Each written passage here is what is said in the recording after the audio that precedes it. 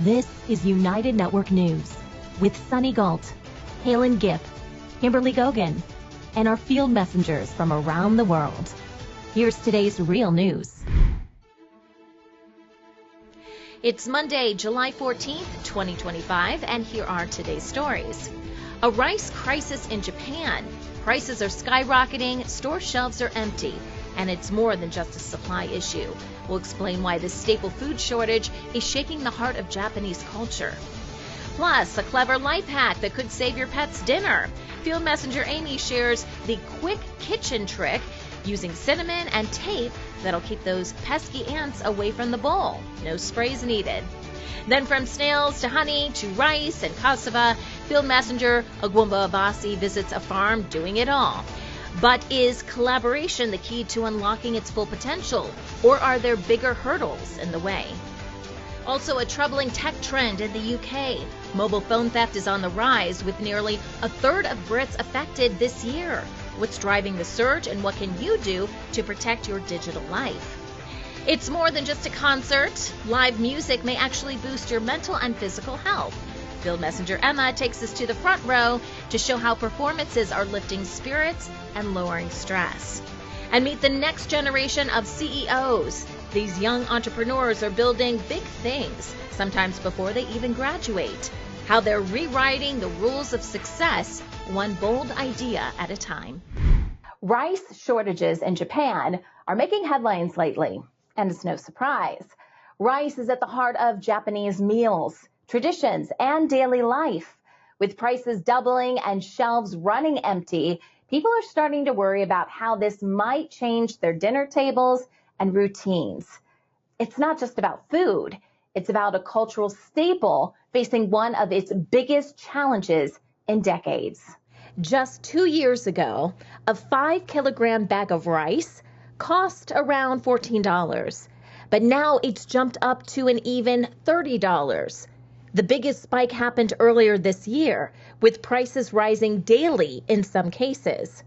Government data shows rice prices more than doubled in May, marking the highest increase in more than 50 years. So what's going on? It all started with the 2023 harvest, when an extreme heat wave hit hard, leading to a poor crop. By early 2024, producers and businesses saw the shortage coming and started stockpiling. Then in August 2024, a major earthquake in southern Japan sparked panic buying as people rushed to stock up on rice, emptying shelves. Add rice demand from tourists, and by August, there was a 400,000-ton shortage. Stocks ran out 2 months early, and wholesale prices jumped 41% in September, climbing steadily since, according to reports. Despite all this, the Agriculture Ministry downplayed the issue for months, relying on outdated crop measurements.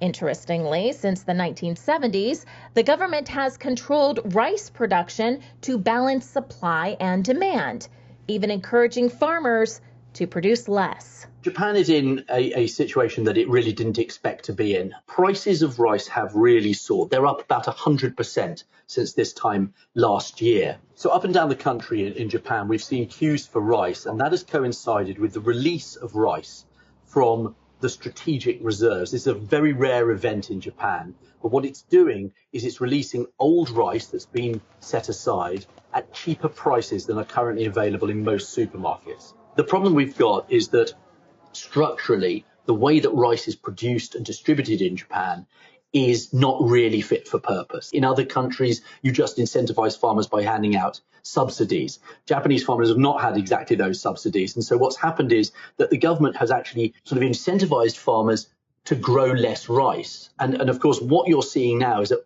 that system has an inbuilt vulnerability to the odd bad harvest. That is shocking, and it's also political. We've got an election coming up, an upper house election, that's in July. And what's already clear is that rice is going to be one of the major points on which both sides, both the opposition and the incumbent party, will go at one another. It's literally kitchen table politics. In February 2025, when the government tried to help by releasing rice from its emergency stockpile, they auctioned it off to the highest bidder and distributed it through agriculture cooperatives. But the process was too slow and didn't really help consumers or lower costs. Things changed in May when the rice was sold directly to retailers.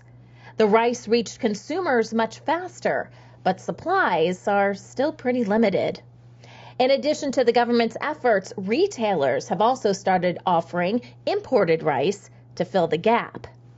According to updated trade data from the Finance Ministry, tariffed rice imports shot up to 10,605 tons in 2025, a huge leap from just 115 tons the year before.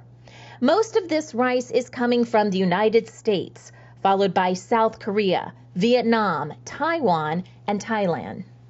Currently, Japan does have a 770,000-ton tariff-free rice import quota under a World Trade Organization agreement, but only about 100,000 tons of that is actually used for direct consumption, which is barely 1% of what people eat. Beyond that quota, there's a hefty 341 yen, or about $2.36 per kilogram tariff, which usually keeps foreign rice out. But with prices skyrocketing, more imported rice is making its way in, despite the cost. Thailand is among the world's largest rice producers. These farmers near Bangkok have completed planting for the season. This rice exporter has its eyes set on Japan. The company's research lab is developing strains that appeal to Japanese consumers. Testing for taste and texture is part of the process. The goal is finding varieties that grow in Thailand and satisfy Japanese palates. The firm has exported 800 tons of rice to Japan in the first 3 months of this year. That's more than 3 times the annual export volume for all of last year. An ocean away, rice farmers in California are also optimistic about selling their grain in Japan. This paddy measures about 20 hectares. The average rice farmer in the state cultivates 161 hectares, about 80 times the standard in Japan. The vast paddies give these farmers economies of scale. Production costs are about 1/7 of that of Japan. In Japan, farmers plant seedlings, but here seeds are released from the air after they're soaked in water to add weight for the airdrop. California is fortunate because the valley is very flat, it's very open, and it has good soils and good climate for rice. What we hear in Japan is a shortage. We're just happy that they are looking to California for additional supplies. Calrose rice from California is now available at some major supermarkets in Japan. Some expect the imports to help stabilize prices and ease tension at the Japanese dinner table. Despite rice making a comeback, prices remain high, with no availability of affordable options in many stores. Even after the government released emergency stockpiles to retailers at a target price of $14 per 5-kilogram bag of rice, branded rice prices have only slightly decreased and remain above the target. Concerns over the quality of stockpiled rice, perceived as older and less flavorful, may also be affecting demand. UNN Field Messenger Amy shares a quick and easy trick to keep ants away from your pet's food. All you need is some cinnamon and double-sided tape. This simple hack works wonders. Hi, Field Messenger Amy reporting for UNN from Parsippany, New Jersey. I don't know about you, but I have an ant problem. And I just recently started fostering a cat. And with the cat food out, these little sugar ants keep going onto the food. So I found a hack that really works, and let me show you how to keep the ants off your pet food. So I've tried ant traps, all different kinds, including this one. They have all natural ant killer sprays like this one I used. I've tried other brands that are not supposed to be harmful to pets. And all they do is leave this pungent odor in the air that actually gives you a headache. But they didn't deter the ants from going on the food. I tried spraying around the mat, like on the outside of the mat, everything, but the ants still crawled up on the mat and got into my pet's food. My friend Peggy told me that ants don't like cinnamon, and so I replaced the ant traps or the ant spray with double-sided tape and cinnamon. And I put the double-sided tape, I stuck it around the outside of the mat, and then I sprinkled the cinnamon onto the other sticky side as a barrier. And I will mention that we also tried sprinkling the cinnamon around on the mat, like on 3 sides, so that the cat could get to it from the one side. And the ants actually crawled up on the mat from the side that was not protected by the cinnamon. But let's see my test results. So here you can see the mat that's protected by the cinnamon around the rim with the double-sided tape. And you can see there's ants on the floor, but they're not going on the mat. You can even see that cat ate her food, even dribbled some on the mat, but there's no ants drawn to it. And then we go over here to the other mat that doesn't have any cinnamon, and you can see that there were ants here in the food. So if you're tired of ants getting all over your pet food, just try some double stick tape and some cinnamon. It's been working great for me. Thanks for watching. See you next time. UNN Field Messenger Ogwumbo Obasi visits a farm specializing in snail farming, honey production, and growing rice and cassava. While exploring opportunities to collaborate, he notes some challenges. Hi, I'm Ogwumbo Obasi reporting from Wana for the United Network News. I'm reporting on our visit to Ogboji Farm. I and my sister, we visited this farm to see how we can collaborate with them or what we can copy, as my sister wants to go into cow ranching on a small piece of land she just acquired beside this massive farm. While passing along the road, we used to see greenhouses. But on going to the farm, we were humbled to see that we are yet to start because of what met our gaze. You see large cassava farm, very large expanse of it, large expanse of rice farm.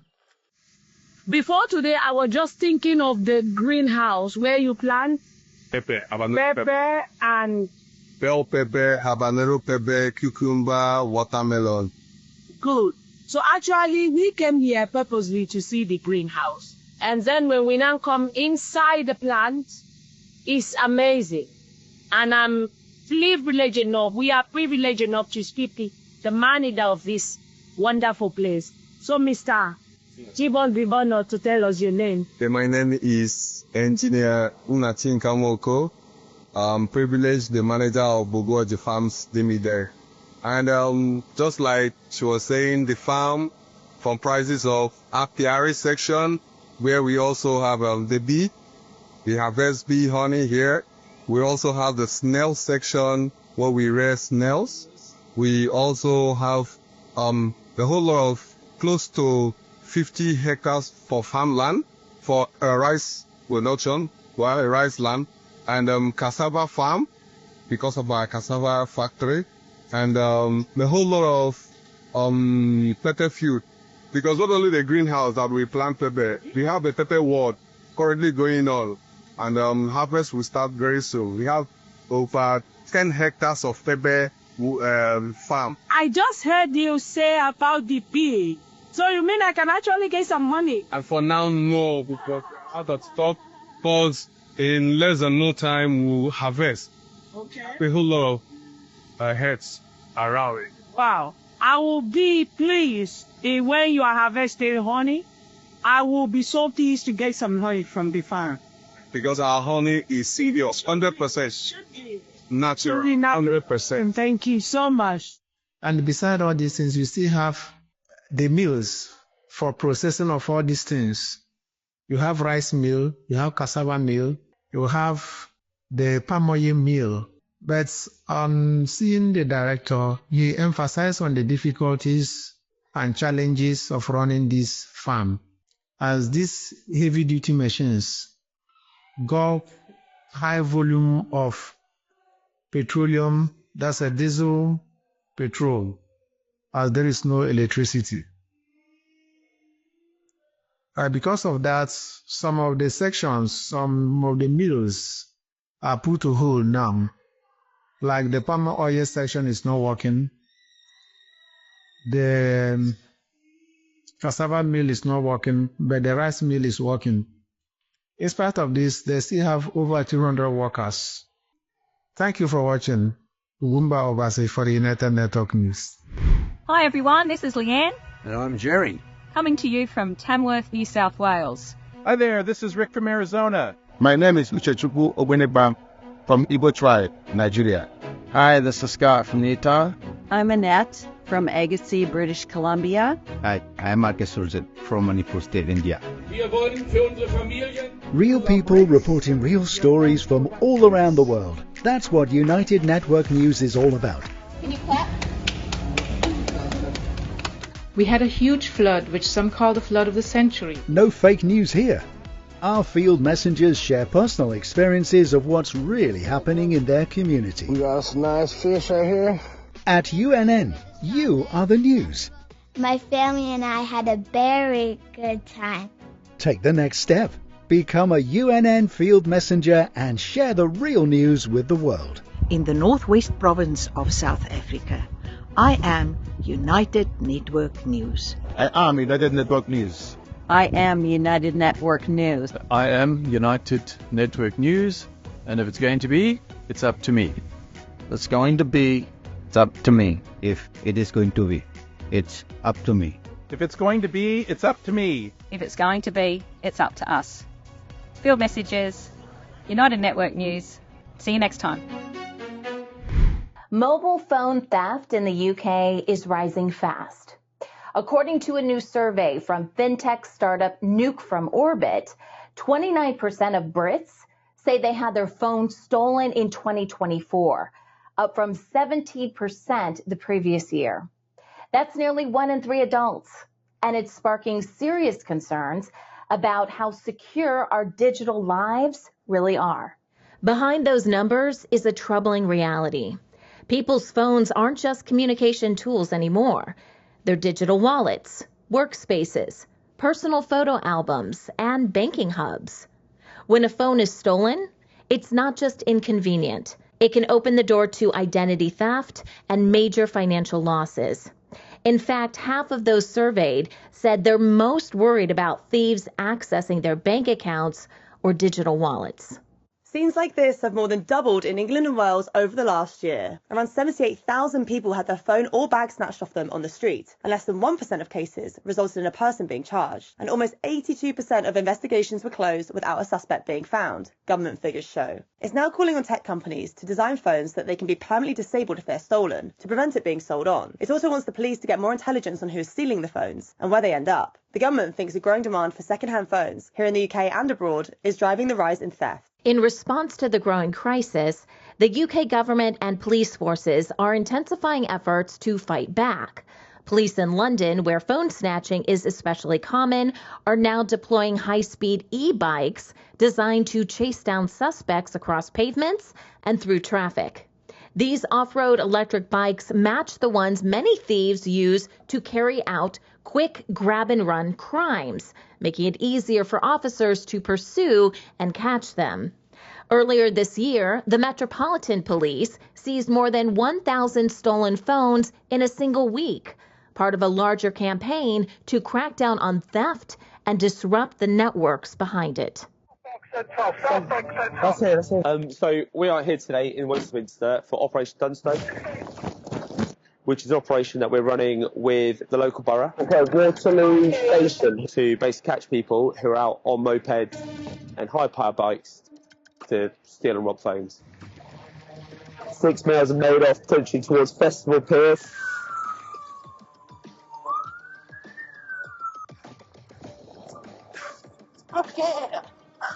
The group at the front, for instance, like they're wearing quite light clothing, they're not taking steps to conceal their identity. For me, that's not ringing great alarm bells.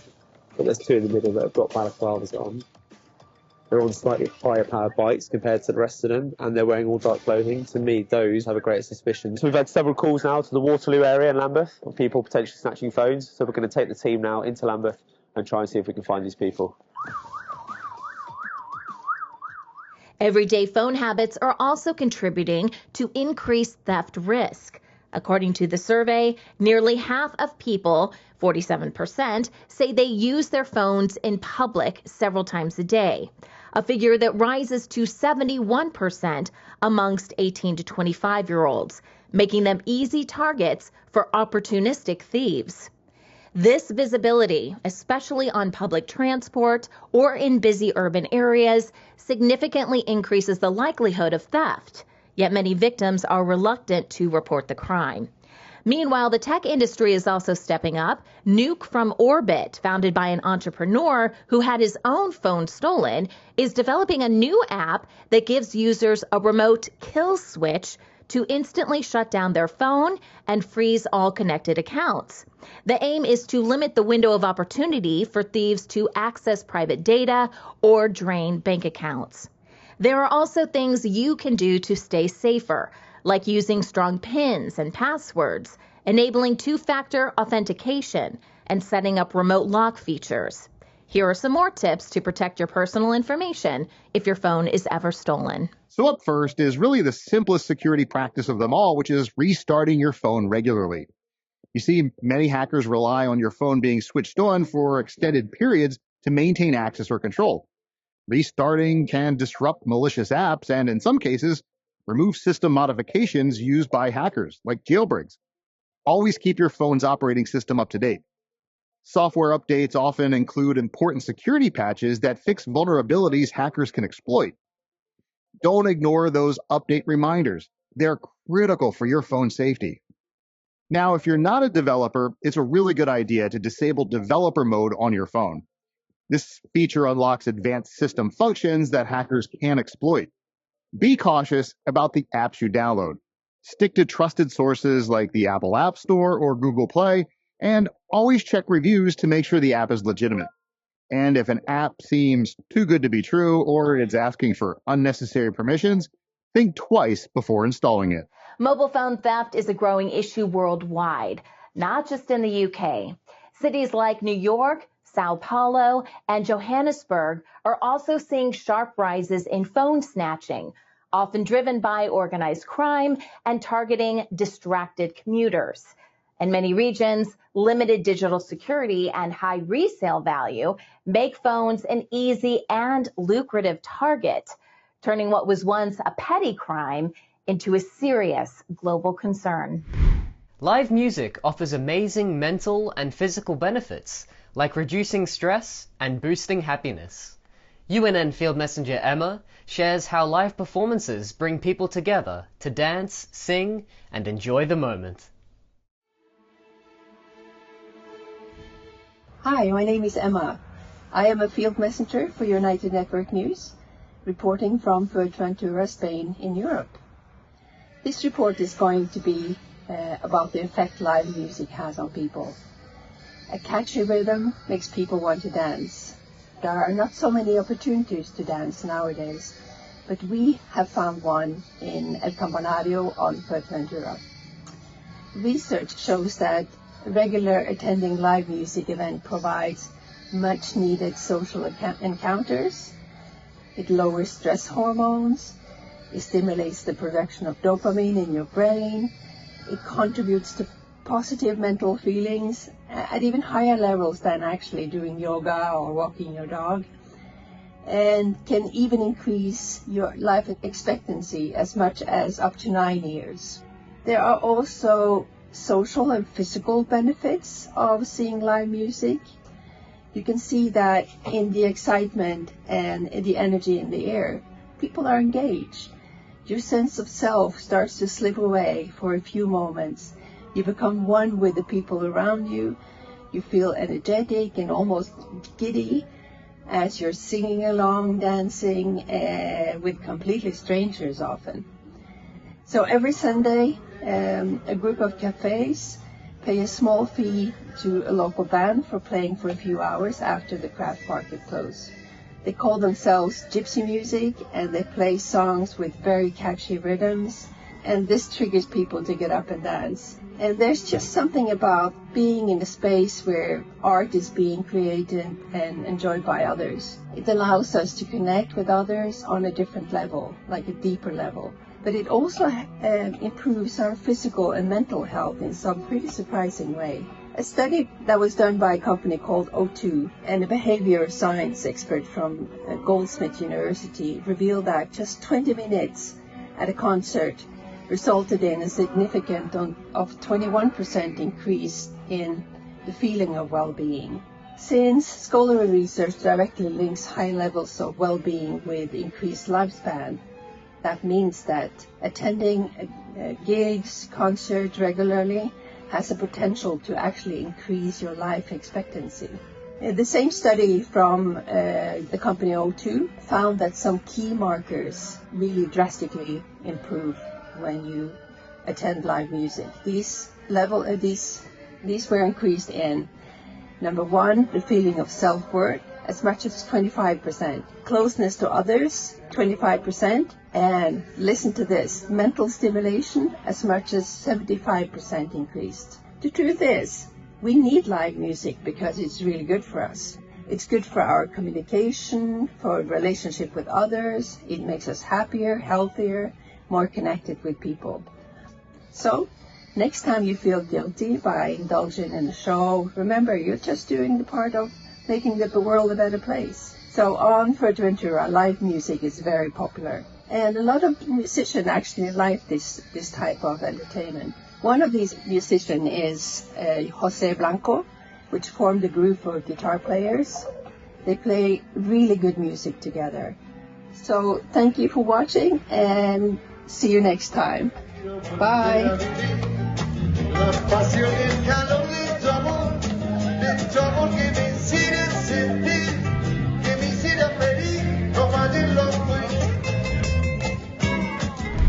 Young entrepreneurs are proving you don't need decades of experience to make a big impact. Whether they're launching tech startups or reinventing old school industries, they're full of energy, creativity, and big ideas. Sure, it's not always easy. Funding, the competition, and late night hustle are all part of the deal. But their passion and drive show age is no barrier to success. Some are even starting earlier than you might think, paving their own way before they've even finished high school. This trend isn't just a fluke. Young people are diving into entrepreneurship earlier than ever. In fact, a recent American Express study shows 67% of Gen Z wants to start their own business. But dreaming big isn't just the first step. Getting started is where the real work begins. For teenage entrepreneurs, the challenges can be unique. Convincing cautious parents to support their ambitions while juggling schoolwork is no easy task. Parents might offer financial or emotional support, but most aren't entrepreneurs themselves, leaving teens to figure out a lot on their own. That's where self-learning comes in. Many of these young innovators skip traditional education in favor of online training to master skills like coding, AI, and digital marketing. They use platforms to connect with freelancers around the world, crowdfunding their ideas and making things happen. Working remotely helps them focus on their expertise while sidestepping any doubts about their age. And let's not forget their secret weapon, social media. With a knack for building personal brands and virtual networks, these young entrepreneurs turn online connections into real-world opportunities. Most people think being young is a disadvantage when starting a business, but here's why it's your biggest strength. You have a built-in audience at your school and in your family, and word of mouth is one of the best ways to sell things. You can gain financial independence and set yourself up for life. And you're going to learn some of the most valuable skills and become the best version of yourself. Mr. Beast got his success from starting young. You also have access to free resources and support. Many schools offer entrepreneurial courses, and there are tons of free online resources where you can learn how to start a business. And of course, you don't have a lot of responsibilities, bills, or kids to take care of, so it's kind of the perfect time to take big risks. The best time to start is now. And lastly, your friends will think you are the coolest kid on the block once your business finally pops off. Starting a business as a teen might sound challenging, but the right programs can make all the difference. Programs designed for young entrepreneurs help them build confidence, learn valuable skills, and get advice from experienced mentors. They also connect teens with like-minded peers, sparking collaboration and fresh ideas. Some of these programs even provide funding or run competitions to help bring big ideas to life. Take the Georgia Flex program, for example. It's giving high schoolers real-world business skills, helping them chase their dreams. It's been said that if there is no struggle, there is no progress. It's a motto best exemplified by those looking to start their own business, as it takes plenty of patience, determination, and support in order to succeed. And the latter is exactly what the Georgia Flex program is looking to provide for high school students hoping to take that next step. As the students start their entrepreneurial journey, the community rallies around them by providing them mentors from the business community, which is really different than reading about how to run a business from a book, right? I think anybody who's run a business can attest to that you just never know what each day is going to hold. So we try to match the students with businesses that are similar, or really any business person can give them great feedback about their business and kind of share their experience with them and encourage the students. Giving these young entrepreneurs a community to fall back on for advice and inspiration provides an invaluable tool during the difficult times. You definitely can't do it alone. We say all the time, it takes a village, and it truly does take a village in entrepreneurship. And so I'm so grateful for the Flex program and the community that it makes. So not only do we have connections all across the state, but we also have these connections with other student entrepreneurs who are going through the same experience. And it's great to be able to build that network and be able to have supporters and know who you can go to when you have questions. With the focus of this program centered around rural areas of the state, it benefits not just the students and their businesses, but also the long-term health of their communities. Young entrepreneurs might face skepticism from investors and partners, but their ability to learn, adapt, and innovate is a huge advantage. Success still depends on factors like having a strong idea, good timing, and serious determination, but by seeking mentorship, building essential skills, and clearly communicating their vision, these ambitious teens can overcome challenges and turn their ideas into thriving businesses. At UNN, you are the news. Get involved by joining our weekly Field Messenger meetings. Visit unitednetwork.earth to learn more. Remember, if it's going to be, it's up to me.